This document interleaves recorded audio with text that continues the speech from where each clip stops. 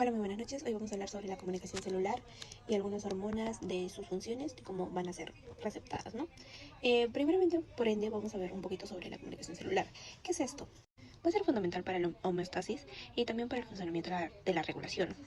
Las hormonas, como podemos ver acá, van a ser como mensajeros químicos que van a mandar receptores y van a recibir como señales para poder nosotros comprender más o menos el sistema de comunicación entre una neurona, una célula o un receptor.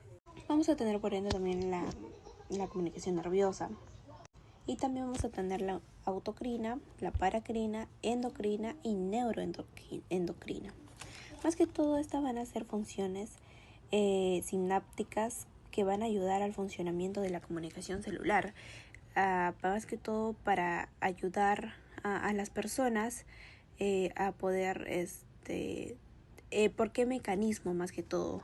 La neuroendocrina va a ser por la neurona, la endocrina más que todo va a ser por el flujo sanguíneo, la paracrina se van a unir a receptores y la autocrina más que todo se van a unir también a receptores que van a recibir la función nerviosa, ¿no? Más que todo como para poder apoyar en todo ello. Gracias. Hola, muy buenas tardes, profesor. En esta ocasión me toca hablar sobre los tipos de comunicación celular. Para empezar, tenemos la comunicación endocrina, de cual las células secretan hormonas que viajan por el torrente sanguíneo para actuar sobre las células blanco a distancia, o los leucocitos a distancia con una distancia considerable. Es típica, siendo típica del sistema endocrino. En la después tenemos la comunicación parácrina, siendo este tipo de comunicación una señal que se transmite entre células cercanas, sin que haya una estructura especializada mediante mensajeros químicos como las citocinas son los factores de crecimiento, siendo estas locales. La comunicación autocrina, la célula se comunica consigo misma liberando señales que luego reconocen sus propios receptores para autorregularse, común en células de crecimiento o cancerosas. Después tenemos la comunicación yuxtacrina, por contacto directo entre las células o con la matriz extracelular, mediante moléculas de adhesión celular y uniones celulares como las uniones GAP. Las comunicaciones nerviosas son comunicaciones electroquímicas entre neuronas, usando neurotransmisores en sinapsis para transmitir el impulso nervioso de manera unidireccional.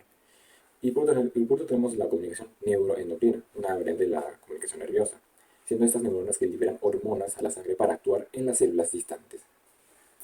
Y eso sería todo por mi parte. Muchas gracias. Bueno, buenos días. Vamos a hablar acerca de lo que son la clasificación de las hormonas por su composición química, ¿no? Para empezar, vamos a adentrarnos en el mundo de las hormonas, no por su función, sino por su identidad química. Esta clasificación es clave porque se determina cómo actúan estas en nuestro cuerpo, ¿no? Vamos a separarlas en tres grandes familias. Lo primero va a ser las hormonas peptídicas, como lo son la insulina o la hormona de crecimiento, ¿no? Las cuales son las más numerosas.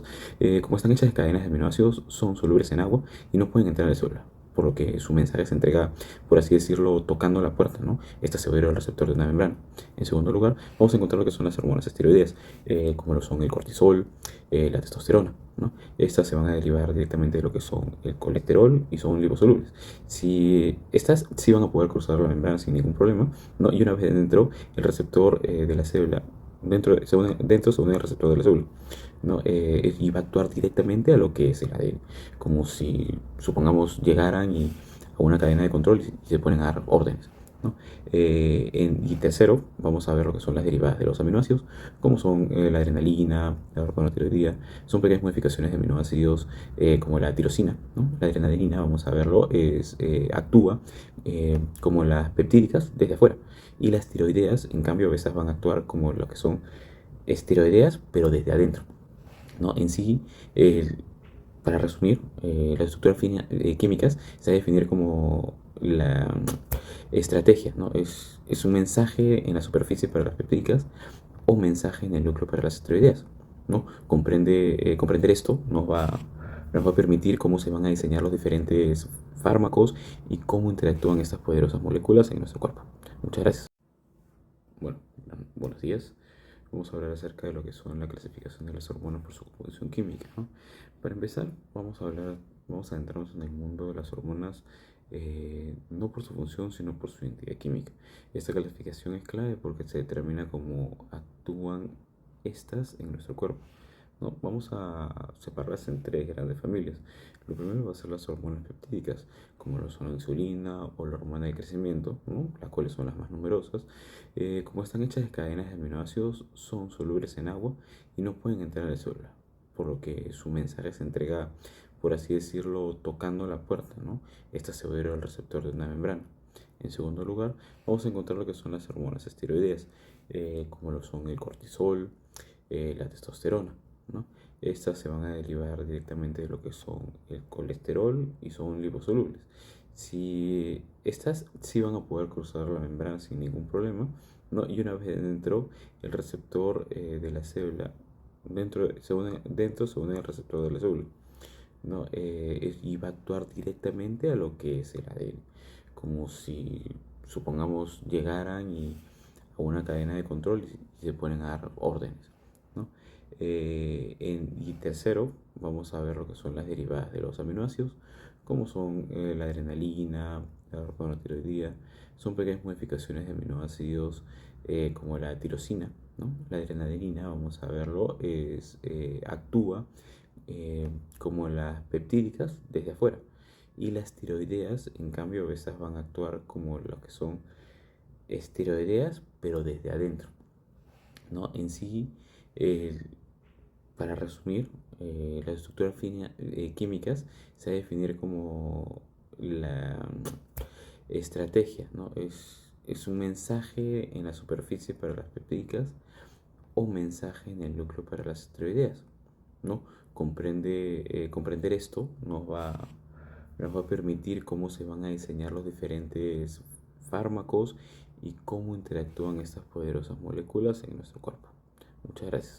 Bueno, en el mecanismo de acción de hormonal tenemos a hormonas que son hidrosolubles o liposolubles. Dentro de las hidrosolubles tenemos a las proteicas y las catecolaminas, que no pueden atravesar la membrana celular, por lo que su mecanismo es rápido y se basa en mensajeros internos. Por ejemplo, que la hormona se va a unir a un receptor ubicado en la superficie de la membrana de la célula diana, y esta unión va a activar una molécula dentro de la célula llamada segundo mensajero, como el AMP cíclico, el calcio o la fosfolipasa C. Entonces el segundo mensajero lo que va a hacer es un amplificador de la señal que induce el efecto biológico deseado. Por ejemplo, puede activar enzimas o cambiando la permeabilidad de la membrana. En cambio, las hormonas liposolubles, que son las esteroideas y tiroideas, van a ser liposolubles y pueden atravesar la membrana fácilmente y actuar sobre el material genético. La hormona va a viajar dentro de la célula y se une a un receptor soluble ubicado en el citoplasma o en el núcleo. El complejo hormona-receptor viaja al núcleo y se va a unir directamente a una secuencia específica del ADN.